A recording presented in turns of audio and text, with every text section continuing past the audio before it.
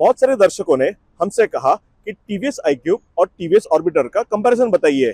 तो ये रहा आपके लिए आज लाइव कंपैरिजन टीवीएस iQube और टीवीएस ऑर्बिटर के बीच में। कंपैरिजन करने के लिए आए हैं हम पुनावड़े के पुणे टीवीएस के शोरूम पे। दोनों में बीएलडीसी मोटर आते हैं, पर फर्क यह है कि iQube की मोटर की पावर ज्यादा है, 4.4 किलोवाट की आती है, और ऑर्बिटर की मोटर जो है वो 2.4 किलोवाट की आती है।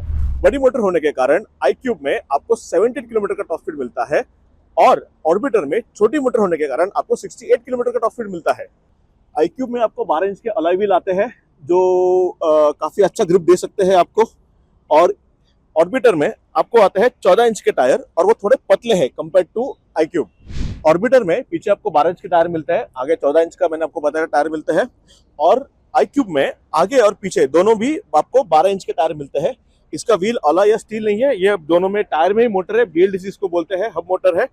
iQube में आपको ग्रेडेबिलिटी ज्यादा मिलती है क्योंकि मोटर इसकी बड़ी है 4.4 किलोवाट की, इसलिए आप iQube में आपको 10 डिग्री का ग्रेडेबिलिटी मिलता है।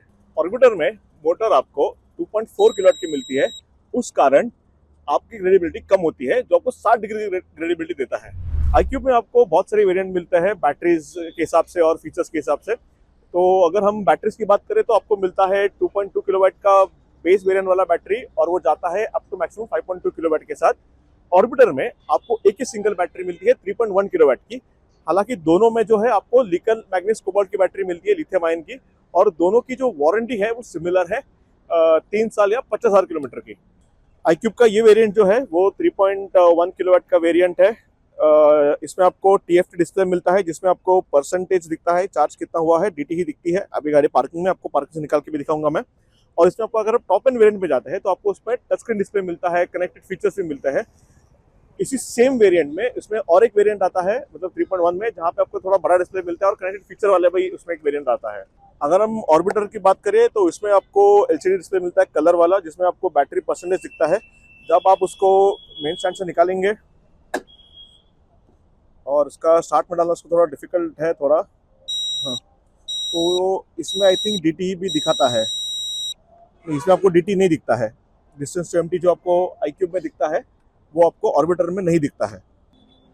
ये डिस्प्ले में आपको कनेक्टेड फीचर्स मिल जाते हैं, turn button, navigation, call alerts, वो सब आता है इसके अंदर।